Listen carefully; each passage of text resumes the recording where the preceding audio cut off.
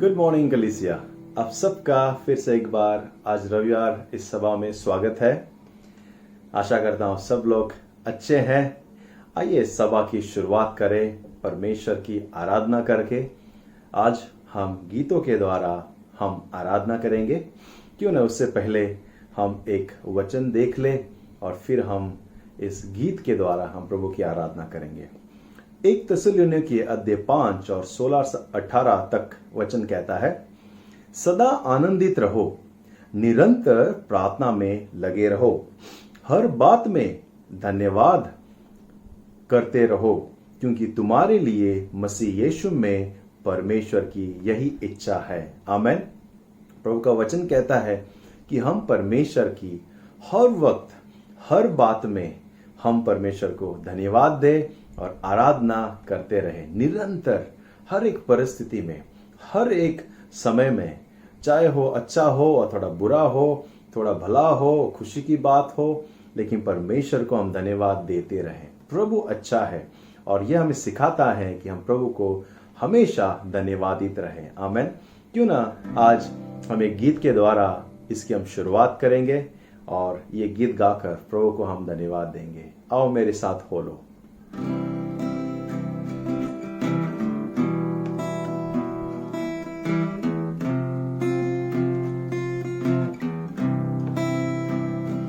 धन्यवाद के साथ स्तुति गाऊंगा, है यीशु मेरे खुदा।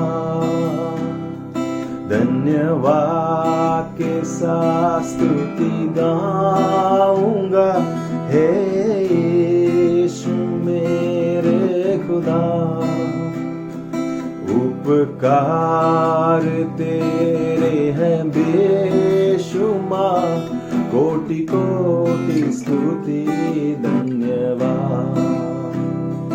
योग्यता से बढ़ के दिया है अपनी दया से तूने मुझे, योग्यता से बढ़ के दिया है अपनी दया से तूने मुझे।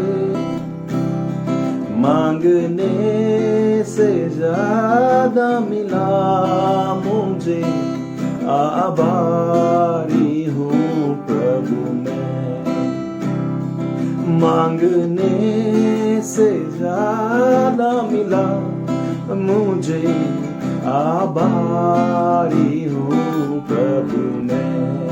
धन्यवाद धन्यवाद के साथ स्तुति गाऊंगा, हे यीशु मेरे खुदा।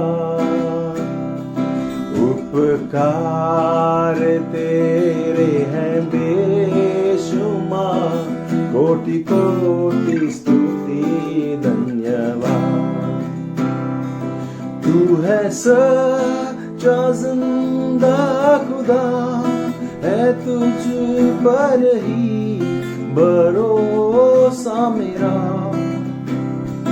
तू है सच्चा जिंदा खुदा, है तुझ पर ही भरोसा मेरा।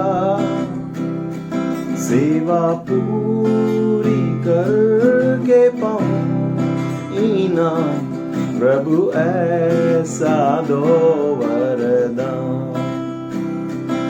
सेवा पूरी करके पाऊं इनाम, प्रभु ऐसा दो वरदान। धन्यवाद के साथ स्तुति गाऊंगा, हे यीशु मेरे खुदा।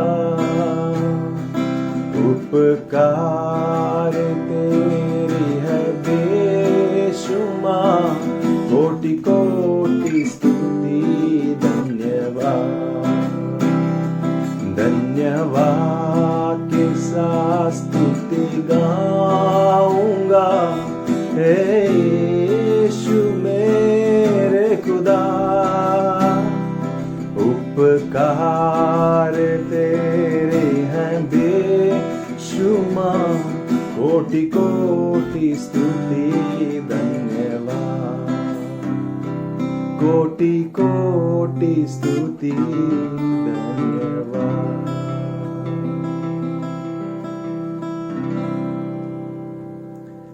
प्रभु को धन्यवाद। प्रभु भला है। आइए हम वचन की ओर चले और आज का हम वचन देखेंगे। बने रहे।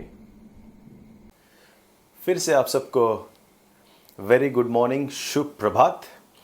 आपका स्वागत है फिर से एक बार सभा में। आइए वचन की ओर चले।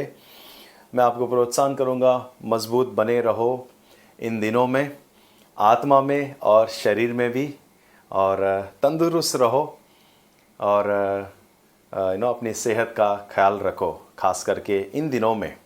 और आपसे निवेदन है कि आप संपर्क में रहना, कलीसिया के परिवार के लोगों के साथ में एक दूसरे के साथ फ़ोन कीजिए, बातें कीजिए, फ़ोन पे प्रार्थना करते रहिएगा। आमीन। और मैंने कुछ भाइयों से और कुछ सिस्टरों से कहा है कि आप एक दूसरे को फ़ोन करो, उनके साथ प्रार्थना करो। और अगर आपको कोई फ़ोन करे और हालचाल ले रहे हैं तो बहुत अच्छा है, आप उनसे बातें कीजिए, उनके साथ प्रार्थना कीजिए और समय बताइए। अपना बोझ आप बांट सकते हैं, आपके प्रार्थना बिंदु आप बांट सकते हैं। ऑफकोर्स आप मुझे कभी भी फ़ोन कर सकते हैं, लेकिन मैंने कुछ भाइयों को भी जिम्मेदारी दी है ताकि वो छोटे छोटे झुंड में फ़ोन करके आपके साथ प्रार्थना करें। तो आपको अगर कोई फ़ोन करे, कोई लेडीज़, कोई जेंट्स, आप मैंने उनको कहा है और रिक्वेस्ट किया कि हम एक दूसरे के साथ प्रार्थना में फ़ोन करते रहे। आपसे ऑलरेडी और एक निवेदन है कि आप गूगल मीट या फिर जूम ये ऐप डाउनलोड रखें। हम इनका सहारा लेंगे और आने वाले दिनों में हम लोग मीटिंग भी इनमें कर सकते हैं। सो कुछ मेंस मीटिंग हम कर रहे हैं ऑलरेडी। हमने यूथ मीटिंग किया पिछली बार, ओके, थोड़ा बहुत सफल रहा, लेकिन हम आगे बढ़ेंगे ताकि हम लाइव एक दूसरे के साथ हम लोग बातचीत करें और हालचाल मेल मिलाप कर सके। आमीन। सो आपसे निवेदन है, दोनों ऐप प्लीज़ आप डाउनलोड कर ले और अपने फ़ोन में आप रख सकते हैं। और ब्रदर भाई गैरी आपको मदद करेगा, आपके जो ऑफरिंग है, आपके जो दान दशमांश है वो कलेक्ट करने के लिए, और आपको देना है। जब आप दे रहे हैं तो आप प्लीज़ गैरी भाई को फ़ोन कीजिए और आपको वो मदद करेगा। ओके, सो आओ हम वचन की ओर चले। हम क्यों ना हम प्रार्थना करके सभा की शुरू करें। प्रभु, इस सुबह हम धन्यवाद देते हैं, हर दिन हम आपको धन्यवाद देते हैं, हर समय आपको हम धन्यवाद देते हैं और निरंतर हम आपकी ओर देखते हैं। प्रभु, आप हमारा प्रभु, उद्धारकर्ता और विश्वास का करता है। प्रभु, मैं मांगता हूँ आज सुबह सुनने वालों को पिता, हर एक कलीसिया का हर एक मेंबर को, हर एक व्यक्ति को जो सुन रहे हैं उन्हें आशीष कर, और पिता जो देख रहे हैं उन्हें भी आशीष कर। और प्रभु, मैं प्रार्थना करता हूँ मुझे भी आपके पवित्र आत्मा से भर दे। आज हमें इस वचन से तृप्त कर और हमें आपके राह में आगे बढ़ा परमेश्वर, यीशु मसीह के नाम से, आमीन। ये वचन वीडियो भी है और हम ऑडियो भी कर रहे हैं ताकि जो लोग वीडियो नहीं देख सकते हैं वो कम इंटरनेट में आप वचन को सुन भी पाएंगे। ओके, सो धन्यवाद इस तकनीक के लिए। आइए हम आगे बढ़े। पिछले कुछ रविवारों से मैं आपको एक विषय में बांट रहा हूँ, वह है परीक्षा और परिपक्वता। और हमने परीक्षा और परिपक्वता के बारे में देखा है। जो परीक्षाएं हमें परिपक्व होने के लिए मदद करती हैं, परिपक्व बनने के लिए हमें विभिन्न परीक्षाएं आती है जीवन में और हमें मदद करती है कि हम जीवन में आगे बढ़े और बढ़े। ओके, सो जैसे छोटे बच्चे और वृद्ध होते हैं फिर हम जीवन में बढ़ते हैं, तो वैसे हम जीवन में बढ़े। पिछले हफ्ते मैंने आत्मिक परिपक्वता के बारे में बात किया था। आत्मिक परिपक्वता जो, और उसके बहुत कुछ चिन्ह हमने देखे थे। अगर आपको याद है, आपको मैं थोड़ा सा इसके विषय में याद दिला दूं। हमने देखा था सवाल की परिपक्वता क्या है और उसके जवाब देखा। फिर हमने देखा कि परिपक्वता के, माफ करना, चिन्ह कौन से हैं, और मैंने 4 बातें बताई थी, मुझे विश्वास है आपको याद है। परिपक्व जो व्यक्ति है वो मनुष्य, ओके, हर एक कठिनाइयों में वो क्या कहता है, आनंदित रहता है, ओके, और सकारात्मक रहता है, कभी वो नेगेटिव नहीं होता। और कोई भी परिस्थिति आए तो अचानक वो आपा नहीं खो बैठता। लेकिन परिपक्व व्यक्ति का एक निशानी है कि वो आपा नहीं खोता, वो सकारात्मक होता है, नेगेटिव नकारात्मक नहीं लेकिन सकारात्मक होता है, और वो आनंदित रहता है। क्योंकि हमारा आनंद परिस्थितियों से नहीं लेकिन हमारे अंदर जो परमेश्वर है उस पर निर्भर है। दूसरी चिन्ह हमने देखा परिपक्व व्यक्ति मनुष्य का, वो संवेदनशील होता है दूसरे के जरूरत के प्रति, संवेदनशील दूसरे के जरूरत के प्रति होता है और वो दूसरों के बारे में भी सोचता है। तीसरी बात हमने देखा परिपक्व व्यक्ति का चिन्ह कि वो अपने जुबान को, अपनी बातों को काबू में रखता है, नियंत्रण में रखता है अपनी जुबान को, कुछ भी बकता नहीं, कुछ भी बोलता नहीं, लेकिन सोच समझकर शब्द का प्रयोग करता है। आमीन। और एक चौथी बात हमने देखा परिपक्वता की चिन्ह कि वो व्यक्ति प्रार्थनाशील होता है, वो प्रार्थना में रहता है, प्रार्थनाओं में हमेशा बना रहता है। आमीन। सो आइए हम आगे बढ़े और इसी बात को मैं आगे ले जाऊंगा। आज हम देखेंगे आत्मिक बढ़ोतरी, आत्मिक बढ़ोतरी के सबूत। हमें आत्मा में बढ़ना है, हमें जीवन में बढ़ते आगे जाना है कि परमेश्वर ने हमें बुलाया है कि हम जीवन में बढ़े। तो आज भी हम 4 बातें देखेंगे। आइए हम बुनियादी वचन को आज हम देखें। 1 कोरिन्थियों के अध्याय 16, 13 और 14 से मैं शुरू करता हूं। आइए अपना बाइबल खोले हम और 1 कोरिन्थियों अध्याय 16 और 13 और 14वां वचन हम पढ़ेंगे। इस तरह कहता है, जागते रहो, विश्वास में स्थिर रहो, पुरुषार्थ करो, बलवंत हो, जो कुछ करते हो प्रेम से करो। आमीन। इसमें 4-5 बातें हैं। वचन कहता है जागते रहो, प्रमुख आज की बात है जागते रहो। और जैसे मैंने आज का शीर्षक कहा, मैंने आत्मिक बढ़ोतरी के सबूत, और इस वचन में 5 बातें, परमेश्वर का वचन में 5 बातें यह कहता है कि अगर बढ़ोतरी में देखना है, हमें आत्मिक बढ़ोतरी अगर देखना है जीवन में, ये कम से कम ये 5 बातें प्रभु का वचन कहता है हम में होना चाहिए। क्या, कौन सी? पहली बात, जागते रहो, हम जीवन में जागते रहें। उसके बाद विश्वास में स्थिर रहो, पुरुषार्थी करो यानी कि बढ़ो, पुरुष बनो, बलवंत, और जो भी कुछ करो प्रेम से करो। तो आज हम पहले बात पर हम ध्यान केंद्रित करेंगे, वो है जागते रहो। इसका अर्थ क्या है? क्या वचन कह रहा है? पौलुस क्या कह रहा है इस वचन में उनके कलीसिया को, कुरिन्थी की कलीसिया को, कि जागते रहो। या मतलब रात को भी नहीं सोना है क्या? रात दिन जागते रहना है आंखें खोल के? नहीं, कदाचित नहीं, ये इसके बारे में नहीं बोल रहा है। पौलुस कह रहा है कि तुम बढ़ जाओ। अरे बढ़ो, इंग्लिश में कहते हैं ना, come on grow up. Okay, हमें बढ़ना है।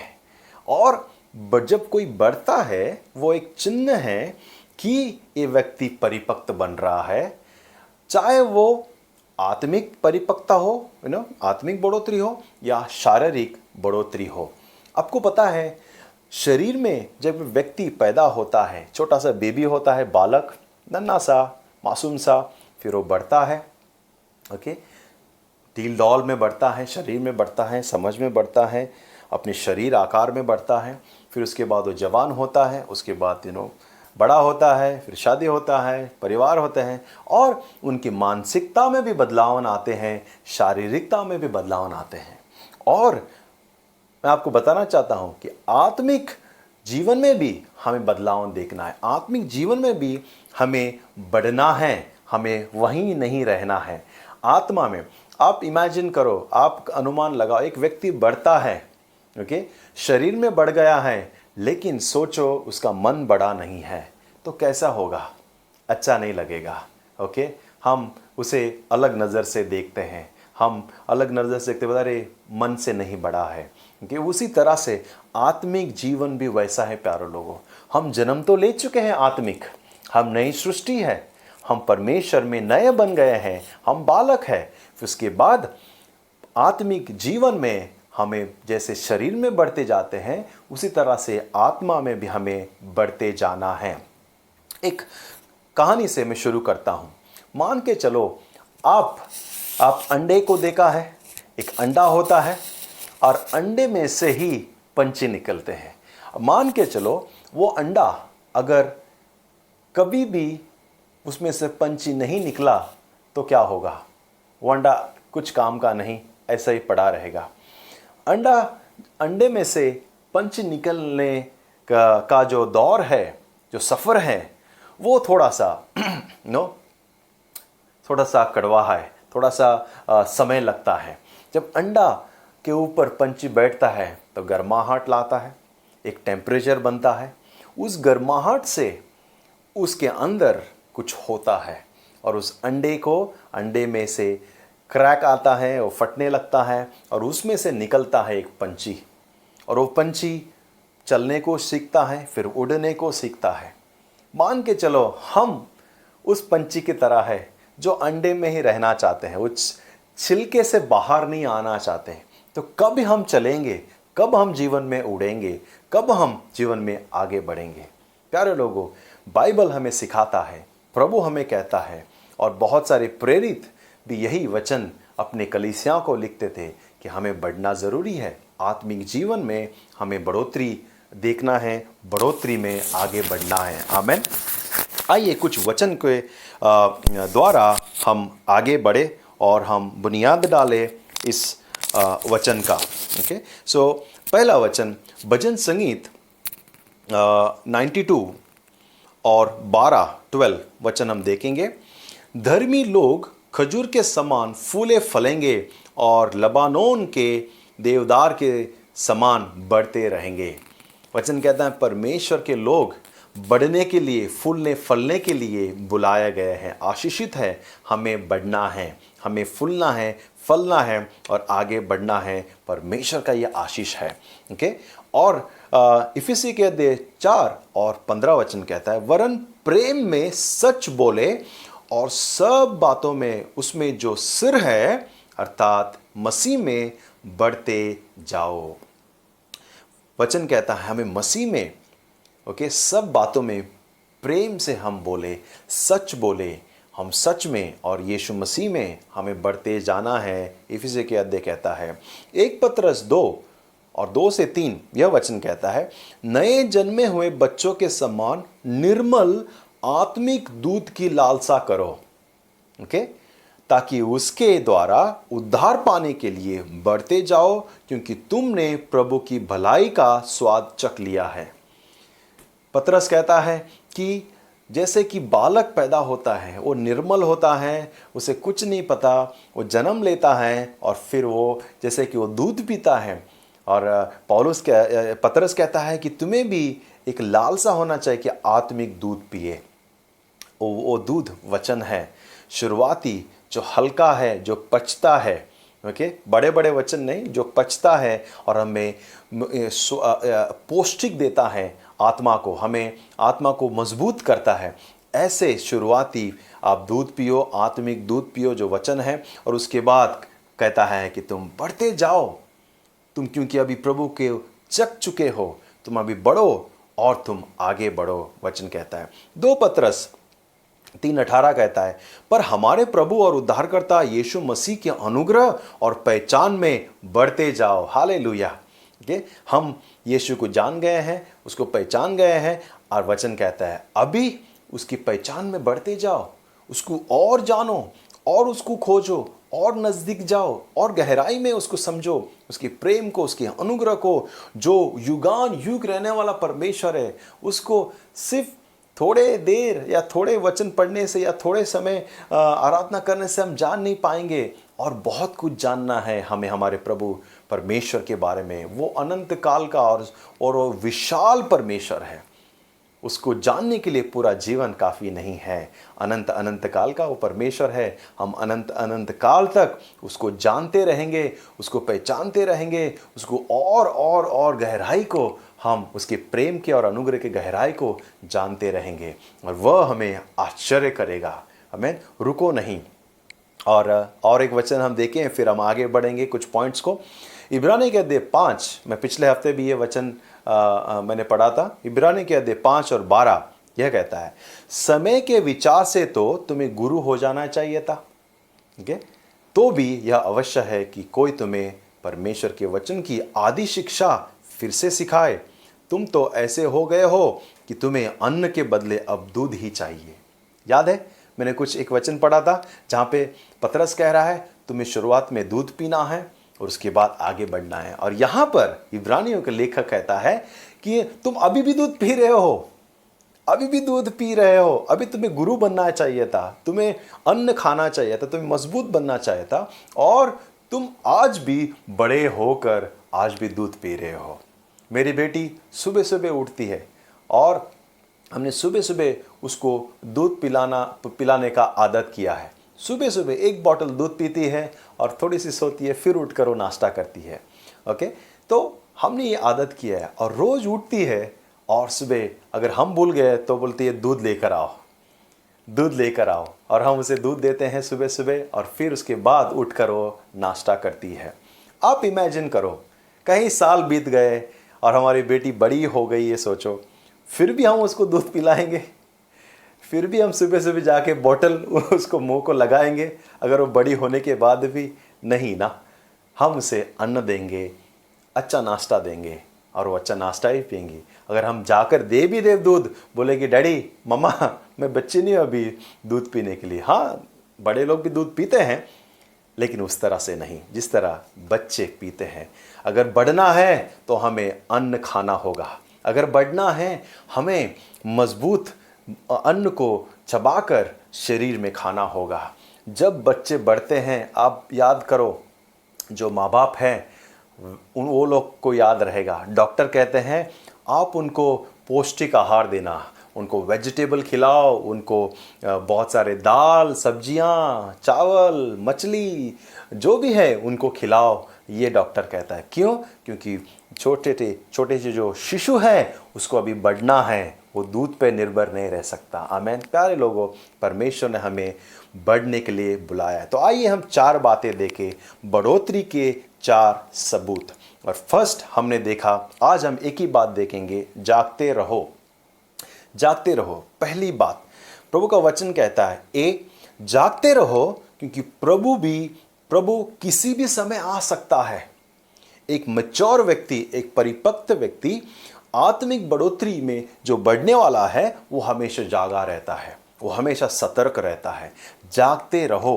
ओके, और ये जो शब्द है विजिलेंस अंग्रेजी में है और हिब्रू भाषा में इस शब्द जो है वो एक्चुअली ऐसा शब्द है जो सैनिक शब्द है, सैनिक जो इस्तेमाल करते हैं वैसा शब्द है। यानी कि जागते रहो का मतलब जब हम सीमा पर देखते हैं कि एक सैनिक बड़े टावर पर चढ़ा हुआ रहता है या ऊंचे स्थानों में चढ़ा हुआ रहता है और वो वहाँ से बैठे हुए अपनी सीमा की ओर, दुश्मन की ओर देखते रहता है, दूरबीन लेकर या फिर आँख लगे रहता है, उसके टिके रहती है कि कोई कहीं से दुश्मन आ न जाए।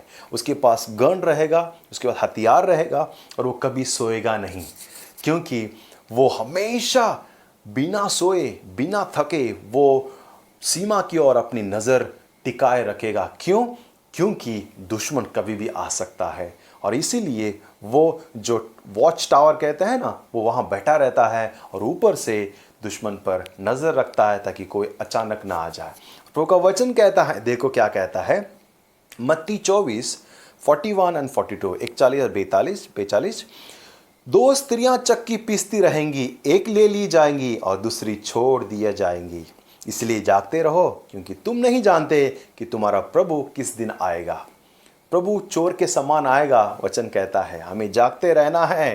ओके, जागते रहो क्योंकि प्रभु किसी भी समय आ सकता है, पहली बात। दूसरी बात, जागते रहो ताकि तुम कहीं लालच या परीक्षाओं में न पड़ जाओ।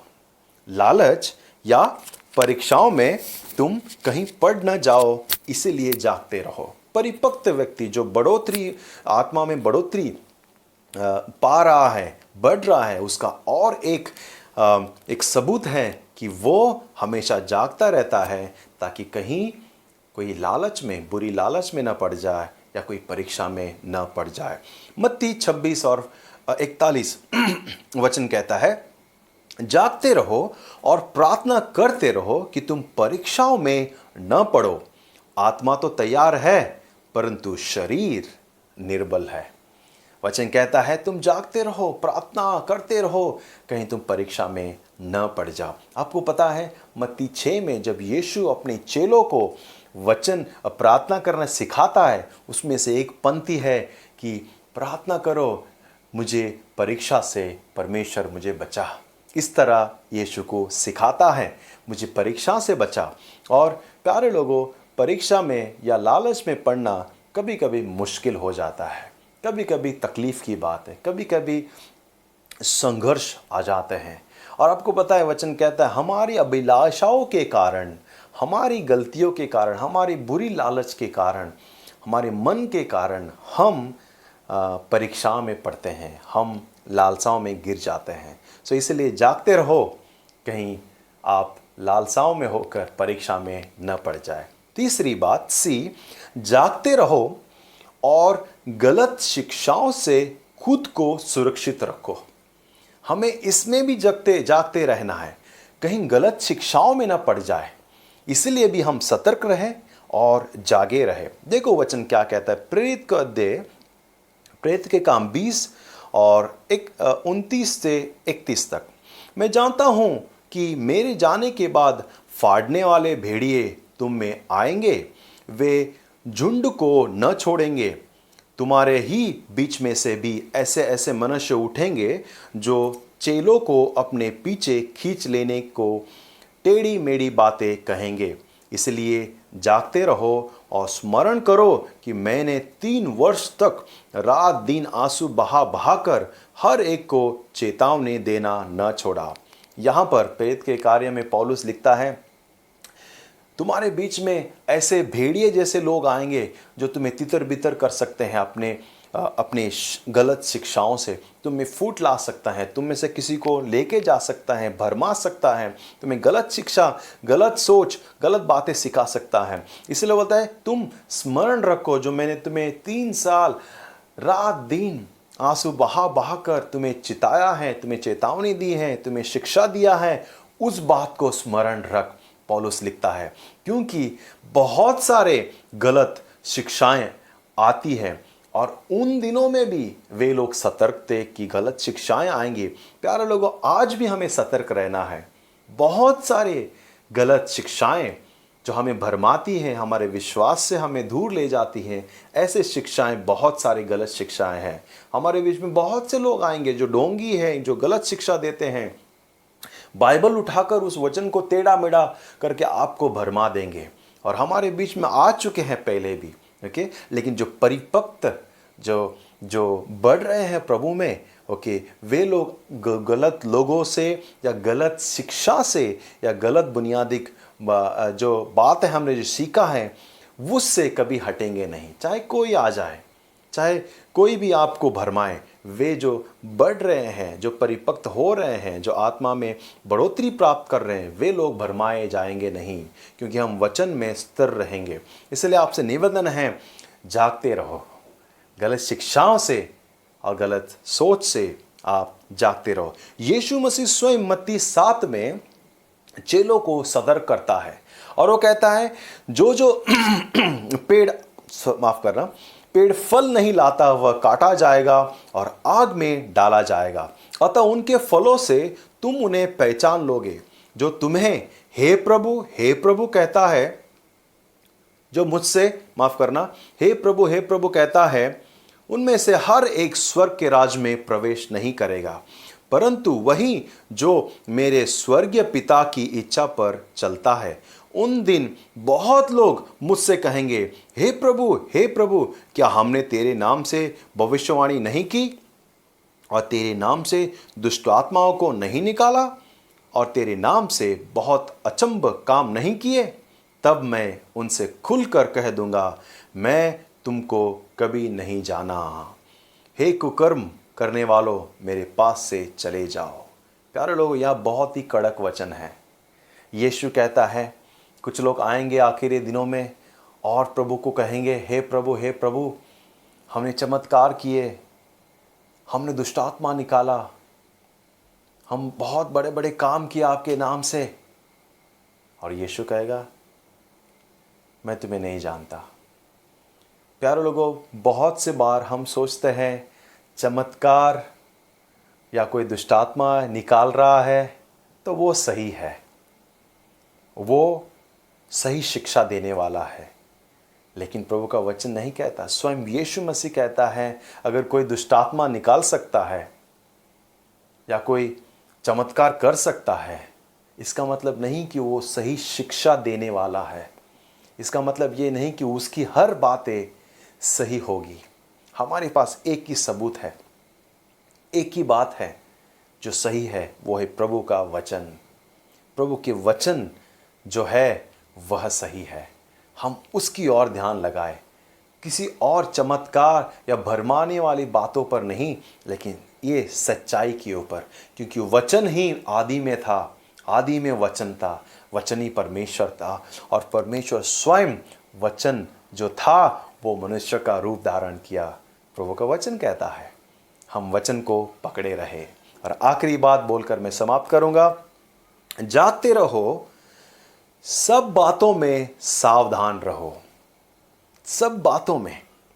2 तीमुथियुस के 4 और 5 से 7 कहता है, पर तुम सब बातों में सावधान रह, दुख उठा, सुसमाचार प्रचार का काम कर और अपनी सेवा को पूरी कर, क्योंकि अब मैं अर्घ के समान उंडेला जाता हूं और मेरे संसार से जाने का समय आ पहुंचा है। मैं अच्छी कुश्ती लड़ चुका हूं, मैंने अपनी दौड़ पूरी कर ली है, मेरे विश्वास की रखवाली की है। पौलुस लिखता है तीमुथियुस को और कहता है कि देखो सावधान रहो। ओके, सावधान रहो। हाँ, दुख आएगा, दुख उठाओ, प्रचार करो, प्रभु का प्रेम बांटो। ओके, सेवा अपनी पूरी करो। ओके, पूरी करो। और पौलुस अपना दुख कहता है कि अभी मैं, जैसे कि पानी बहाते हैं लोटे में से, जैसे हम चढ़ाते हैं प्रभु को, उसी तरह पानी बह गया है, उसी तरह मेरा जीवन खत्म हो गया है। वो कहता है मैंने अच्छी दौड़ दौड़ा है, मैंने अच्छा कुश्ती लड़ा है, मैंने अपना विश्वास की रक्षा की है, मैं अच्छा कुश्ती लड़ा हूँ, मैं अच्छी मेरी क्या कहते हैं मैंने मेरा पूरा काम अच्छी तरह किया है। और वो कहता है हाँ, मुश्किल रहा, तकलीफ रहा, ओके, लेकिन वो तीमुथियुस को धाड़स देता है कि तुम जागते रहो, सब बातों में सावधान रहो, और जैसे मैंने किया है तुम भी अच्छी दौड़ दौड़ो जीवन का। प्यारे लोगों, बहुत ही आसान है कभी कभी हम प्रभु के वचन से और परमेश्वर के अनुग्रह से हम बिना पता लगे हम दूर हो सकते हैं। इसीलिए ज़रूरी है कि हम जागते रहें, हम सतर्क रहें, हम सावधान रहें, परमेश्वर पे हम नज़र रखें, उसके वचन पर हम ध्यान केंद्रित करें, उसके अनुग्रह में हम जीवन बिताएं और आत्मा में हम बढ़ोतरी प्राप्त करें। क्योंकि हमें आत्मा में बच्चा ही बनकर नहीं रहना है, लेकिन हमें अवस्था व्यवस्था में बढ़ना है, बड़ा होना है, और परमेश्वर के राज्य में हमें आगे बढ़ना है। हालेलुया। प्रभु आपको आशीष करे और आप सबको इस वचन से आप प्रेरित हो और विश्वास में दृढ़ हो, और आप भी हर एक व्यक्ति आत्मा में बढ़ोतरी प्राप्त करें। God bless you. मैं प्रार्थना करके समाप्त करता हूँ। परमेश्वर धन्यवाद, आप अनुग्रह का परमेश्वर हैं, आप करुणा का परमेश्वर हैं।